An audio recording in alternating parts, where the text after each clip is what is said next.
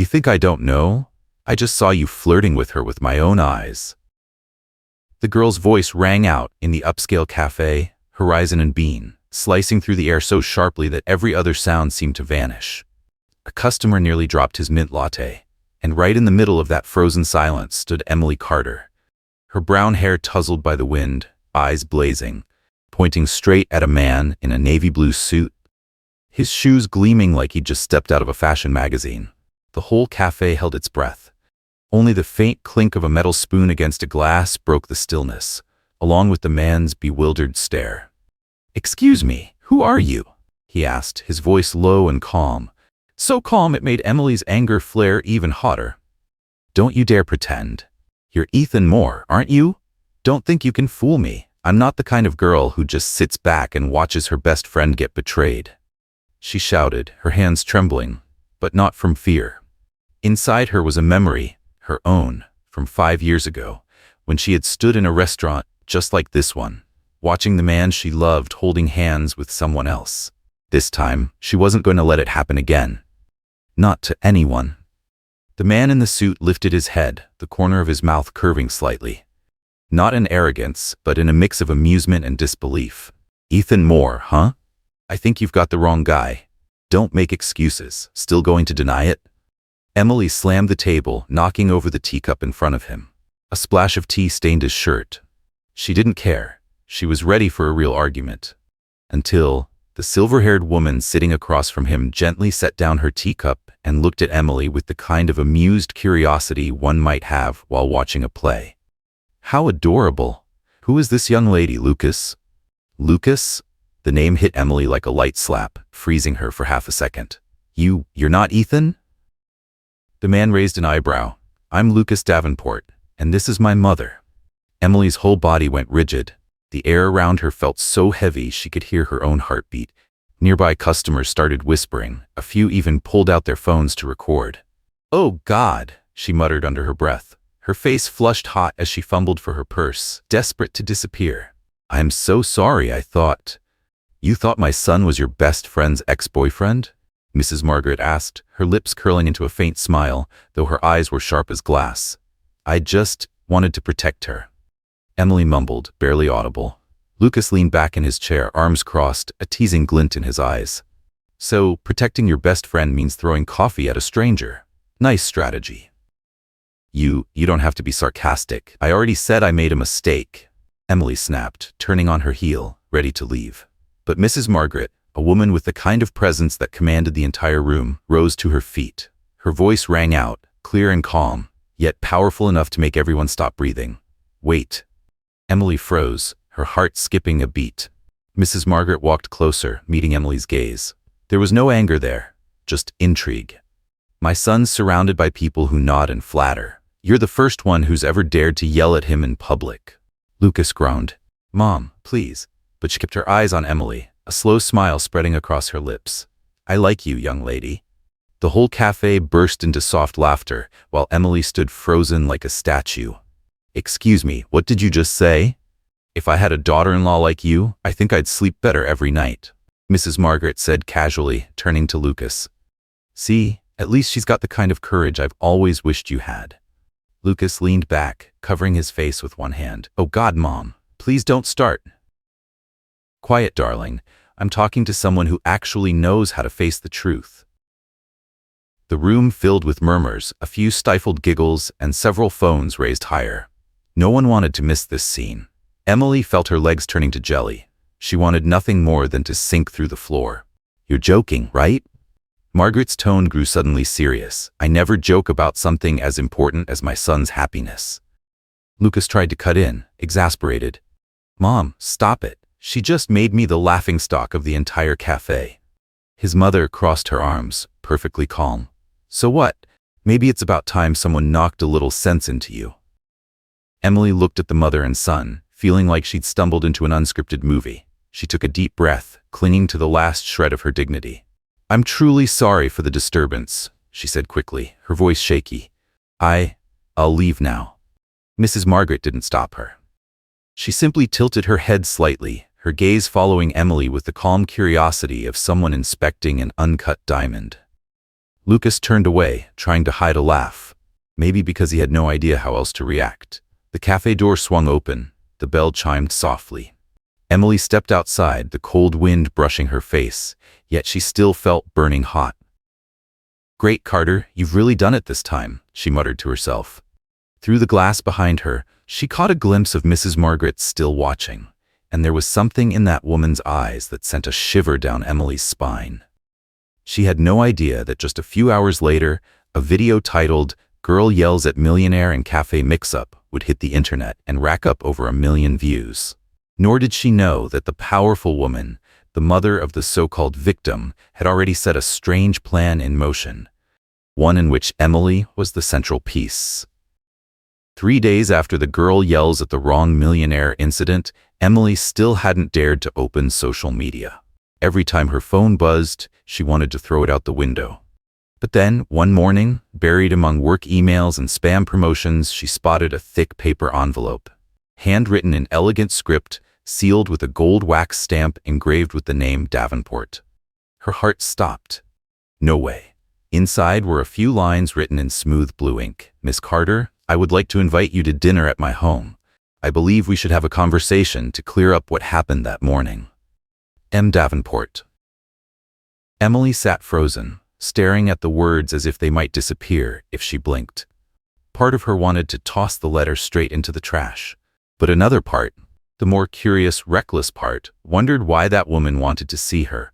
And more importantly, why she was being so polite about it. That evening, Emily stood in front of the mirror, fussing with a borrowed black square-neck dress from her roommate.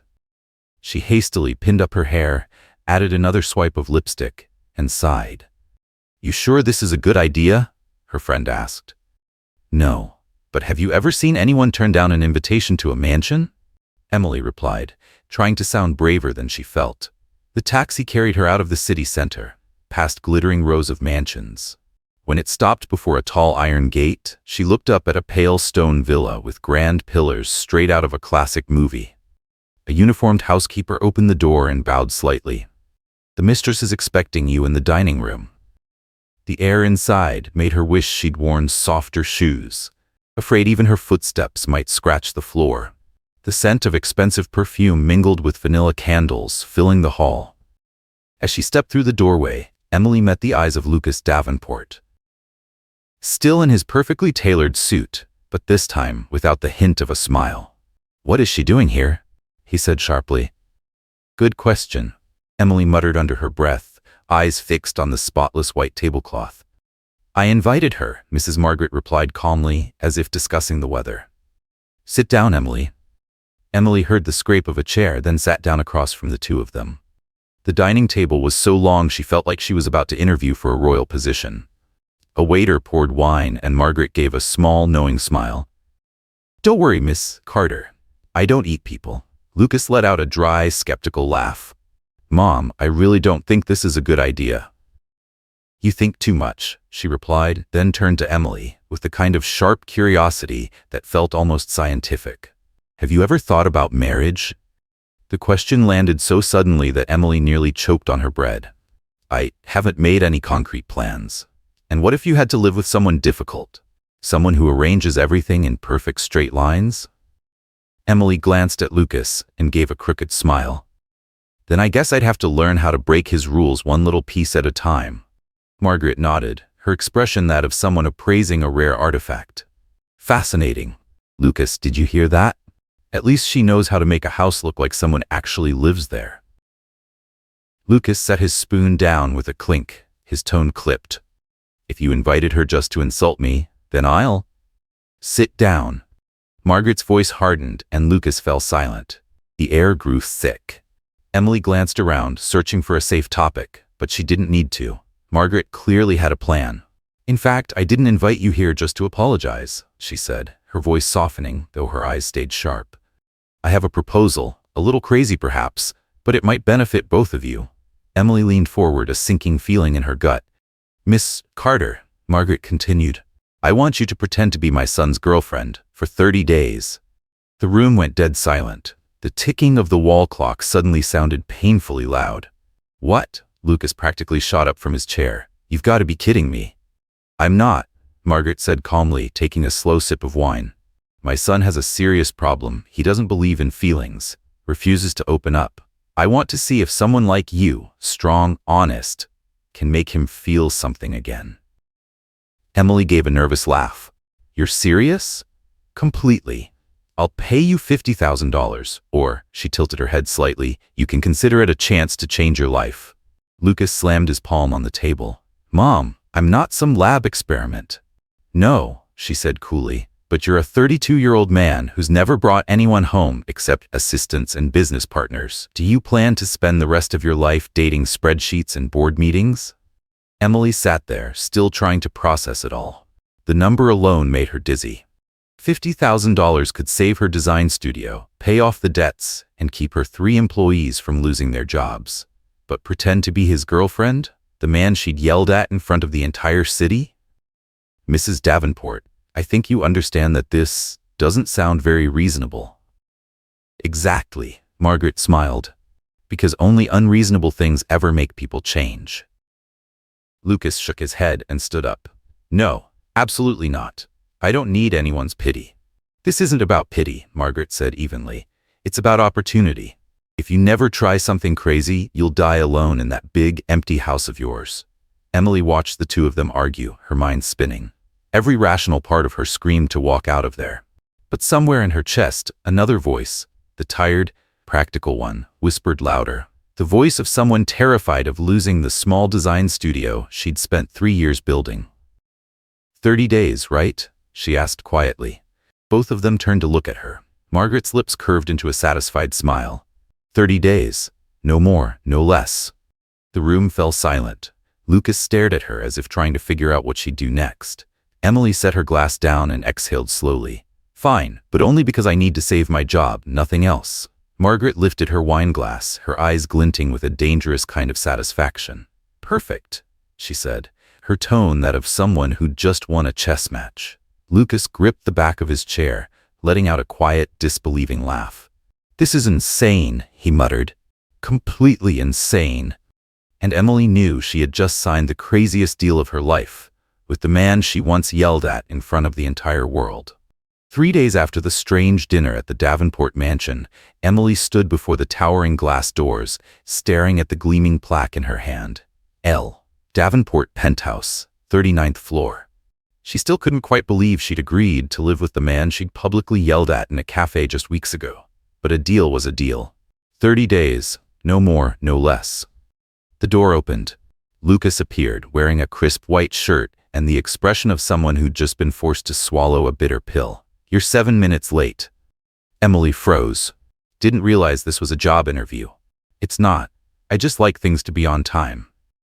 Then you must love your watch more than actual people. Lucas exhaled and stepped aside. Just come in, before I change my mind. His penthouse looked like a design magazine had come to life. White, cold, and impossibly tidy. On the shelves, every book was arranged by color, from light to dark. The edges of the furniture lined up so perfectly they could have been measured with a laser. Even the wall clock hung in flawless symmetry with the ceiling lights. Is this a home or an operating room? Emily blurted out. Both are clean, Lucas replied flatly. I don't see the difference. That afternoon, she unzipped her suitcase and set it on the sofa, and immediately Lucas frowned. The suitcase doesn't go there. What, do you want me to sleep in the closet? The closet has a color system, from beige to navy. Emily put her hands on her hips. If I ever dressed according to a color chart, you'd know I'd lost my mind. The next morning, the first argument erupted over breakfast. Emily was about to make coffee, but apparently Lucas had a ritual. No, the water has to be exactly 92 degrees. Any hotter and the beans burn. She shrugged and hit the boil button. I'm making coffee, not conducting a chemistry experiment. 2 minutes later, ping! The expensive espresso machine hissed violently, steam and foam bursting across the counter. Lucas gasped while Emily burst into laughter. Well, at least it knows how to express emotions, unlike its owner. On day 4, while Lucas was out at a meeting, Emily decided to personalize the place with a few of her own colorful paintings. She was happily brushing away when, crack, a can of red paint slipped from her hand, splattering all over a pair of glossy black shoes on the shelf. And right then, Lucas walked in. His gaze froze. What did you just do to my Oxfords? Emily looked up, still holding the brush. Gave them some personality. Now they've got soul. Lucas opened his mouth, then closed it again. Those are Italian handmade shoes, $4,000. Then now they're worth $5,000. They've got my artistic touch. He stared at her, clearly torn between exploding and laughing. The days that followed turned into a string of strange collisions. Lucas woke up at 6 sharp. Emily slept in until 8:30. He drank from thin crystal glasses. She sipped from an old plastic cup with a faded logo. He listened to jazz. She blasted 90s rock. Every morning, Lucas muttered, "The rug's off by an inch." And every night, Emily shot back, "You should really try therapy." And then, amid the chaos, Margaret Davenport began her surprise visits. The first time she brought an apple pie and sat on the couch, watching them like a judge on a reality show. "How fascinating," she said. "Everything Emily touches turns into a tiny revolution." Lucas frowned. "Mother, I don't need a revolution in my house." "Oh, but you do," she said sweetly. "You need someone who can drive you insane and still stick around." In the second week, Margaret arranged a romantic dinner. Candles lit, soft music playing, and then she conveniently disappeared. Lucas scowled. "My mother must think she's directing a rom-com." Emily shrugged, spooning food onto her plate. "If this is a rom-com, you're the guy who still hasn't learned how to laugh." By the third week, Margaret sent them on a family farm getaway. Her excuse was that they needed a change of scenery. Emily loved it. Lucas, however, looked utterly lost amid the smell of soil and actual chickens. The sight of him trying to pick apples while being pecked by a hen made her laugh until tears rolled down her cheeks. "Didn't the city teach you how to dodge chickens?" "No, the city taught me to hire someone else for that." "Well," she grinned, "consider this your free lesson." But amid all the laughter, Emily slowly began to see that behind Lucas's cold exterior was something broken. One night, when she got up for a glass of water, she found him sitting alone in the living room, staring at a small picture frame turned face down. "Did you lose someone?" she asked quietly. Lucas was silent for a long moment before answering. "She left. Right before the wedding. No explanation. Since then, I haven't found a reason to trust anyone." In his eyes, Emily saw not just pain, but the fear of being hurt again. "At least you had the courage to love once," she said softly. "I put all my faith in someone too, my old boss. He stole my design ideas and fired me. Ever since, I stopped believing people when they say, 'We'll do it together.'" They sat there in silence after that. But the air between them felt different, softer, as if two lonely souls had quietly found each other through their cracks. The next morning, just as they were getting used to their shared routine, the phone rang sharply. Lucas answered, and his face went pale. "What happened?" Emily asked. He handed her the phone. On the screen, a headline blared, "The girl who yelled at a millionaire is now living with him. Fake romance or real love?" Emily's hand tightened around her coffee mug. No way. The old video had resurfaced, spreading like wildfire. Dozens of news sites and gossip blogs were already dissecting every frame. That evening, reporters' vans crowded the street below, cameras zooming in on the penthouse balcony. Lucas was about to call his lawyer when Margaret swept in, calm as ever, setting her purse down like she owned the place. "Don't call anyone," she said, pouring herself a cup of tea. "Good. At least now the world knows my son isn't perfect." Lucas bit his lip. "You don't see this as a disaster?" "No, Lucas," his mother replied, her calm gaze steady and unshaken. "A disaster is when you're still terrified of letting people see you vulnerable. Right now, you're just being real." Emily stood by the window, staring down at the crowd below, the flashing lights, the blur of cameras, the hum of chaos. Yet somewhere inside, she felt something strange stirring. Amid all the noise, something real was shifting, something no amount of money or planning could ever define. And she knew these 30 days were going to be nothing like any challenge she'd ever faced before.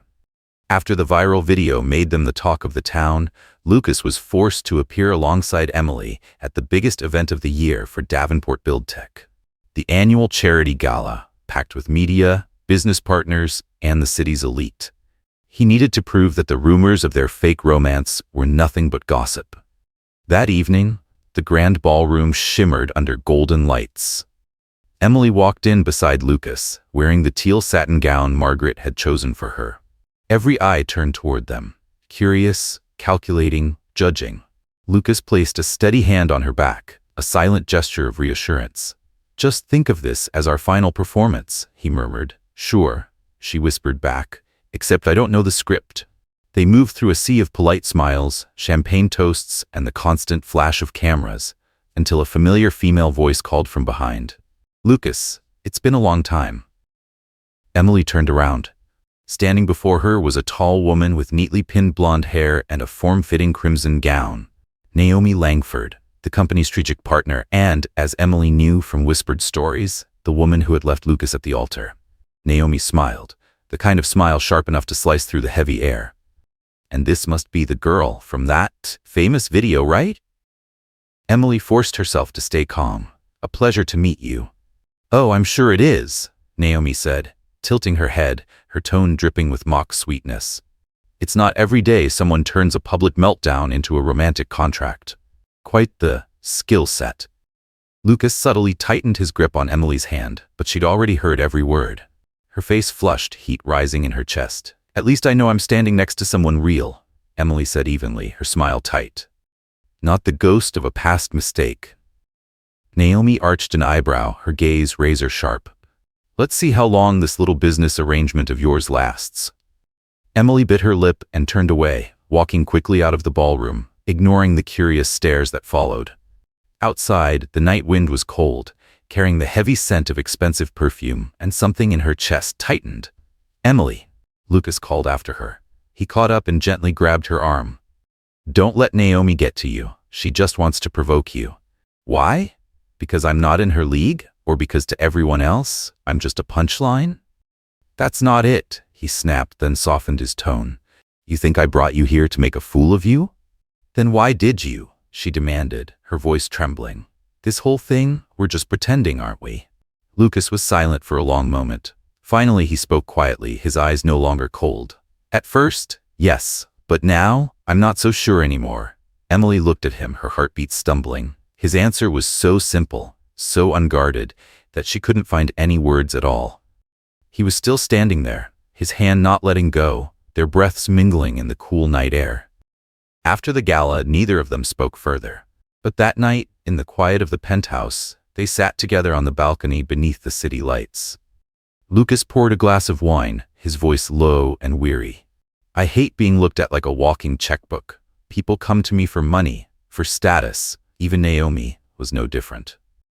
Emily smiled faintly, a sadness flickering behind her eyes.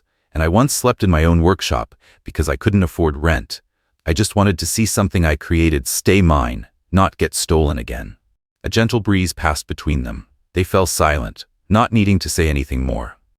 In that moment, between all the pretending and the pretense, something real slipped quietly into place, undeniable and unspoken. The next morning, Lucas woke to his phone buzzing nonstop. Messages, emails, alerts, and at the top of his screen, one headline made his stomach drop.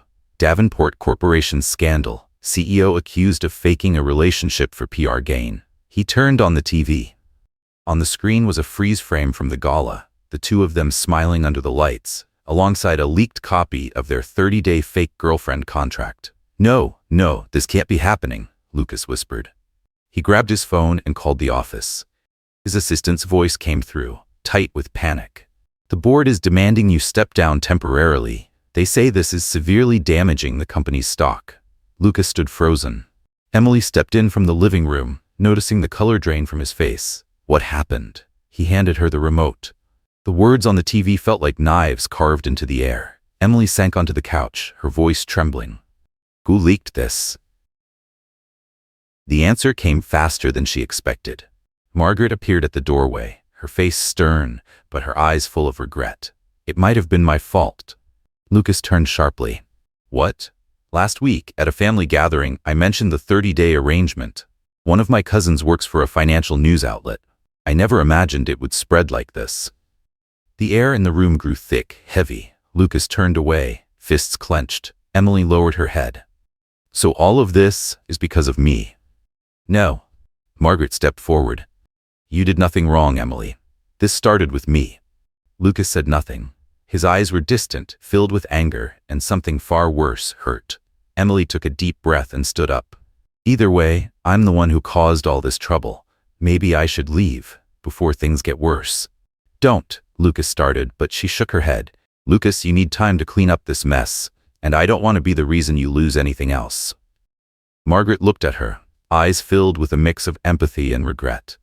My dear, I never meant to drag you into this. Emily gave a faint, weary smile. You didn't.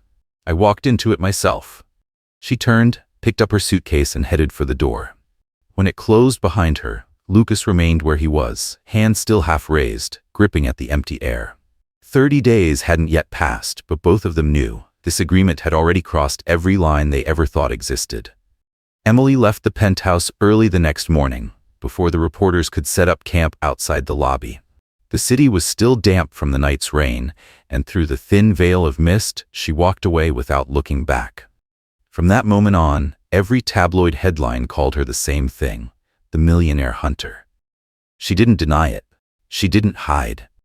Emily simply returned to her old design studio, the small space tucked behind an aging market where the paint peeled from the walls and the air smelled of oil paint and cold coffee. She wiped the dust from the desk, powered on her computer, and whispered to herself, if the whole world looks down on me, I'll answer them with something they can't dismiss. My work. Day 1. No calls. Day 2. Still nothing. But by the end of the week, as she was sketching a design for a recycled wood table, her phone started buzzing non-stop. One message stood out.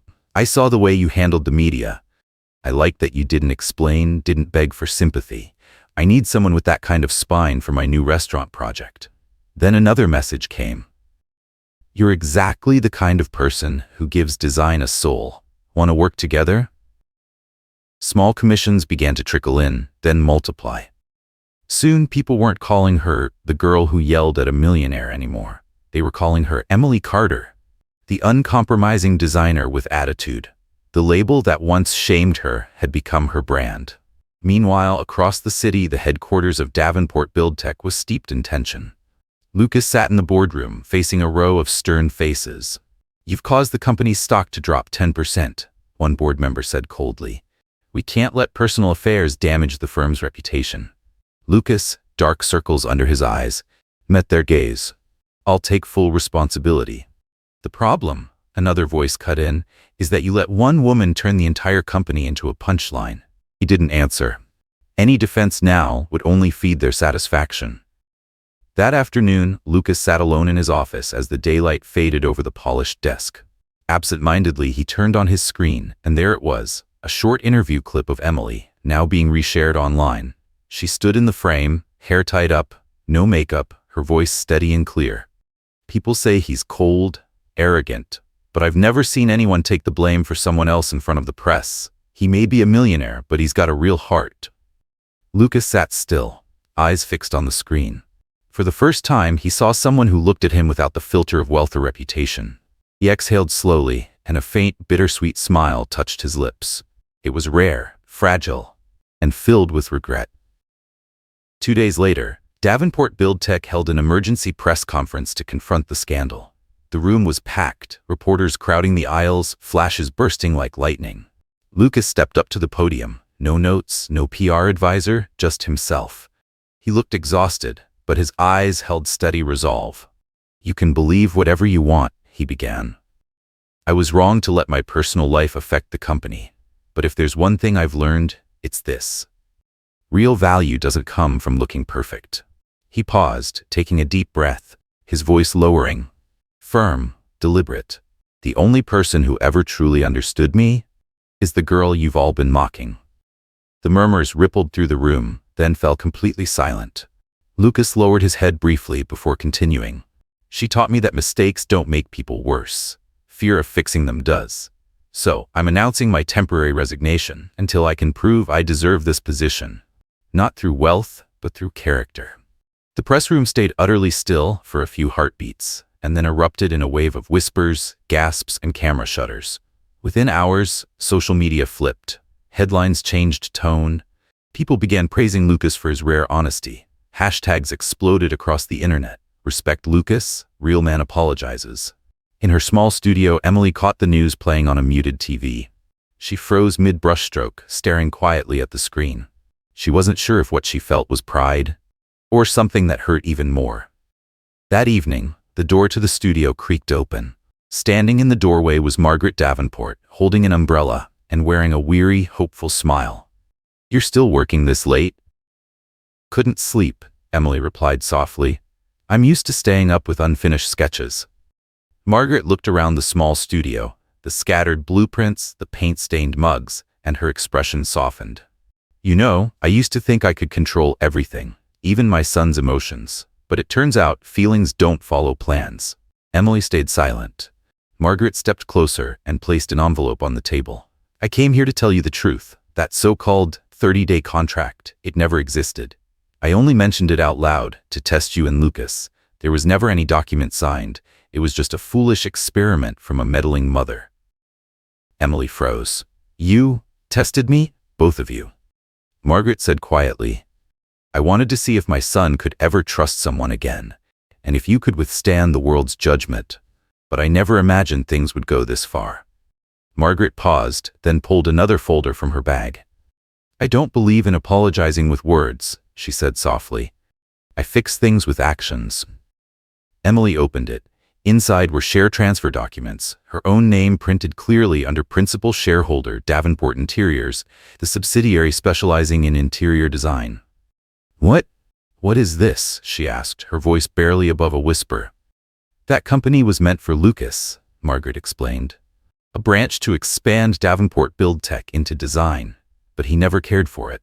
You, on the other hand, have an eye for beauty, the courage to stand your ground, and most importantly, a genuine heart. I want it to belong to someone who knows how to turn a stain into art." Emily gripped the edge of the table, her throat tight. "You don't have to do this. I just want to work in peace." Margaret smiled, softer, warmer than Emily had ever seen. "I know, but sometimes peace is exactly what the brave have earned." Margaret left, the sound of her footsteps fading into the quiet. Emily stood in the stillness of the studio, the night breeze slipping through the window and rustling the transfer papers on her desk, a soft reminder that no matter what storms of ambition may come, truth and integrity always find their way back, stronger than before. One autumn afternoon, the late sunlight streamed through the workshop windows, bathing the unfinished sketches and wooden panels in a gentle golden glow. Emily was brushing the final coat of varnish on a client's table when a knock came at the door. She looked up and froze. Lucas stood there, wearing a simple shirt, no tie, none of the cold poise of a CEO.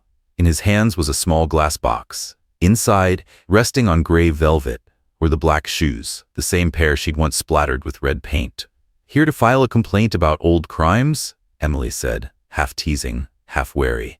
Lucas shook his head, a faint smile touching his lips. "No, I came to return the first keepsake we ever made together."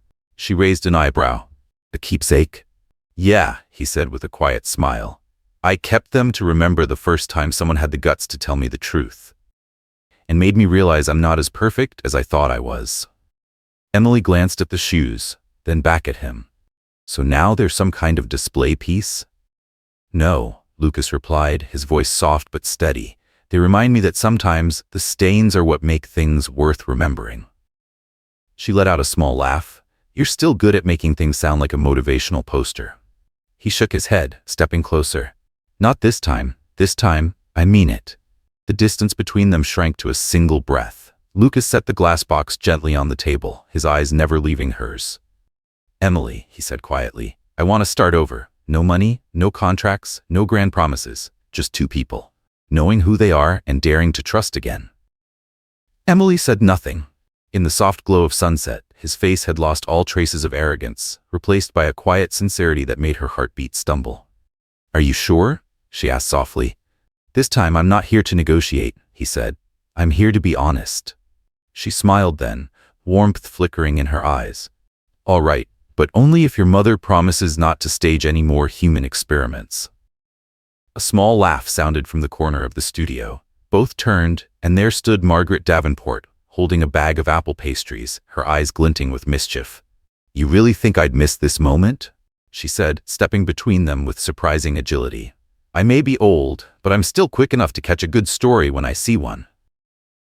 Emily burst out laughing, while Lucas could only shake his head. "You really do have a built-in radar for drama, Mom." "No," Margaret replied with a wink. "I just have a radar for real love." The three of them sat around the freshly varnished wooden table, still fragrant with linseed oil. There was no expensive wine, no crystal chandelier, just 3 old ceramic mugs, a plate of warm apple pie, and soft music humming from the radio. No one mentioned the past anymore. They simply ate, laughed, and traded small stories about life, as if they'd known each other forever. As the evening deepened, Lucas gently brushed his hand against Emily's and murmured, "Thank you for yelling at me that day." She laughed, her eyes gleaming. "Thank you for not kicking me out of the café." Mart looked at the two of them, her gaze full of quiet contentment. The warm light wrapped around their faces. No more roles, no more misunderstandings. Just 3 people gathered around a simple table, sharing the one thing everyone searches for: peace. Sometimes, Emily thought, the strangest misunderstandings become the doorway to what's truly right. I yelled at the wrong millionaire, and somehow I found a family.